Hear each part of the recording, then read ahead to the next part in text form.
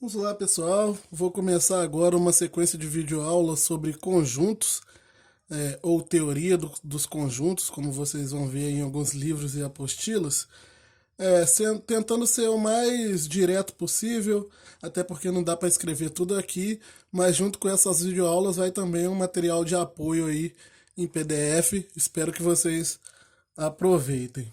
Então, para começar, os conjuntos eles são um conceito primitivo em matemática, tá? O que seria isso? Conceitos primitivos em matemática são conceitos que não têm uma definição muito bem feita, muito concreta, uma definição bem definida. Não é um conceito bem definido. Ele é algo meio que intuitivo.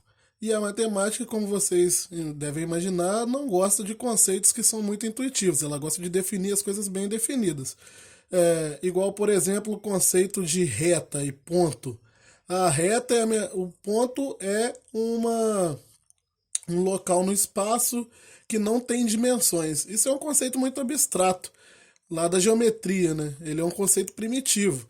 Assim como o conceito de reta, que é a menor distância entre dois pontos, também é um outro conceito primitivo. E conjuntos entra no meio desse grupamento de elementos aí da matemática que são conceitos primitivos. O que é um conjunto na visão intuitiva? O conjunto é um agrupamento de coisas. Você pode agrupar qualquer quantidade, qualquer coisa, vamos supor, agrupar pessoas. É aquilo eu vou chamar de conjunto de pessoas. Agrupar cadeiras, vou chamar de conjunto de cadeiras. E, como nós estamos em matemática, agrupar números, que eu vou chamar de um conjunto de números. Esses caras que vão fazer parte do meu conjunto, daquele agrupamento de coisas ali que eu estou chamando de conjuntos, serão os elementos do meu conjunto.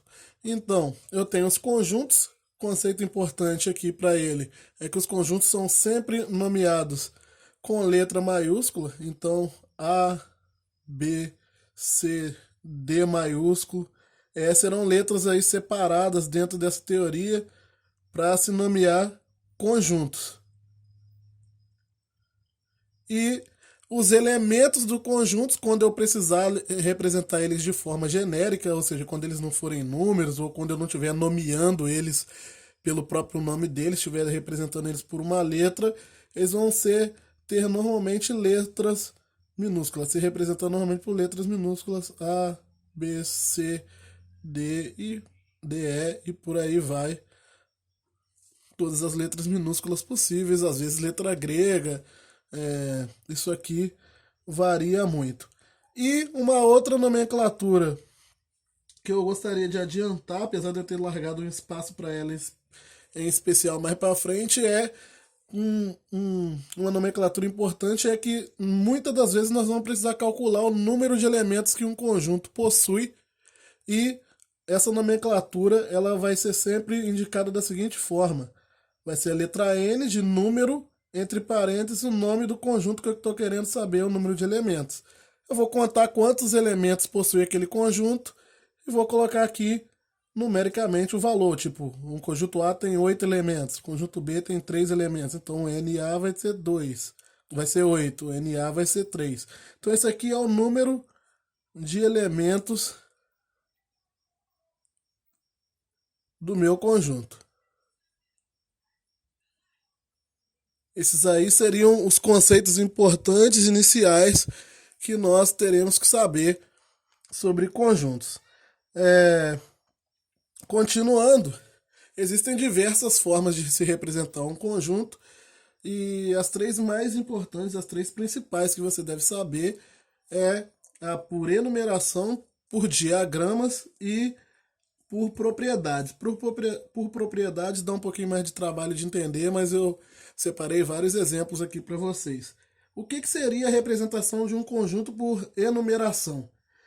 É aquela representação onde eu vou colocar os elementos do conjunto, eu vou enumerar eles, ou seja, vou escrever os elementos, todos eles, dentro de chaves. Então imagina que eu tenho, por exemplo, um conjunto A, e aqui entre chaves, o conjunto A é composto pelos números 1, 3, 7, 10, 8. fecha chaves. Um conjunto B, ele é composto pelos números, pelas letras A, aqui eu falei que é normalmente elemento da letra minúscula, né? A, B, F, G, I, sei lá. Um conjunto C, posso botar um conjunto de nomes, por exemplo, sei lá, Tiago, Camila, um conjunto de pessoas aqui, né? Ana e por aí vai. Então, conjuntos, esse tipo de representação aqui dos elementos de um conjunto e do conjunto é chamado de enumeração. Você não precisa decorar o nome, só precisa saber que isso aqui representa um conjunto. O nome dele, maiúsculo, igual, e entre chaves, os elementos dele. Por diagrama é aquela representação onde eu vou colocar os elementos dentro, normalmente, de uma figura geométrica plana. Normalmente o círculo ou um elipse, mais ou menos aqui. Então vamos supor, tem aqui o 1, 2, 3, 4, 5, 6, 7, por exemplo. É um conjunto, posso nomear ele de D. Um conjunto E, poderia também escolher aqui um quadrado, um quadrilátero para representar. E aí tem os elementos aqui A, B, C, D, E, F, G, ou seja, os elementos representados dentro desse diagrama. Essa aqui é a representação por diagramas. Depois eu falo mais sobre os detalhes dessas representações. E a que eu disse que é a mais chata é a representação por propriedades, que é, ao invés de listar os elementos do conjunto, eu indico só a propriedade dos elementos que tem aqui dentro. E aí fica implícito quais elementos são esses. Por exemplo, o conjunto dos x pertencente a n. Eu deveria falar primeiro sobre. Não deveria ter colocado isso aqui agora, não. Por causa desse símbolo, mas acredito que todos vocês conheçam esse símbolo de pertence. Aqui é o conjunto de todos os números x naturais, tal que esse x é um número par. Então, quem é esse conjunto A, na verdade? Ele é o conjunto que tem o 2, que tem o 4, que tem o 6, 8, 10. Eles são todos os x natural par, conjunto dos números naturais. Ou seja, os naturais são aqueles números positivos, né? 1, 2, 3, 4, 5, 6, 7, 8, 9, infinito. Então, obviamente, como aqui dentro estão todos os números naturais pares, serão infinitos números pares aqui dentro. E aqui eu já começo a falar o porquê que a fórmula por enumeração ela não ela perde em usabilidade para essa forma de propriedade. Porque se eu tiver que representar, por exemplo, conjuntos infinitos, a forma por enumeração ela cai nesse problema aqui de você não conseguir, é claro, não vou ficar aqui para sempre enumerando números. Então, o correto, o mais correto aqui para eu colocar na enumeração enumerar esse conjunto seria colocar todos eles aqui dentro de chave, só que eu não vou conseguir fazer isso. E aí você é obrigado a botar esses 3 pontinhos. Essa é uma perda que a representação por enumeração tem perto da representação por propriedade. Uma outra representação aqui, um outro conjunto aqui representado por propriedade, seria esse conjunto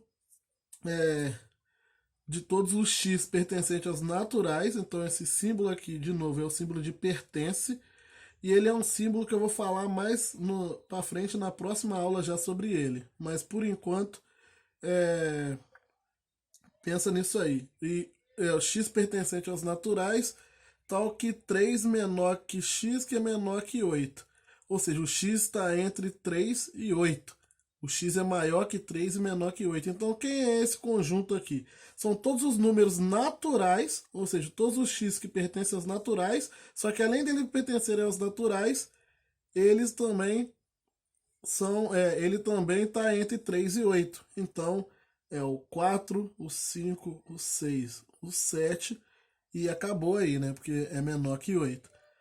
Então, o conjunto B, aqui ele está representado por enumeração e aqui em cima ele está representado pela propriedade dos elementos. Então, são todos o x, o B é o conjunto de todos os números x que estão entre 3 e 8. Esse símbolo aqui é um símbolo de tal que, e esse símbolo é um símbolo de pertence, que vocês vão ver muito aí em teoria do conjunto. Eu mandei também no material em PDF para vocês qual o nome e o significado de cada símbolo desse. E depois eu vou voltar de novo com essa representação por propriedade, só que antes eu quero falar sobre esse símbolo de pertencimento, essa relação de pertinência que a gente fala.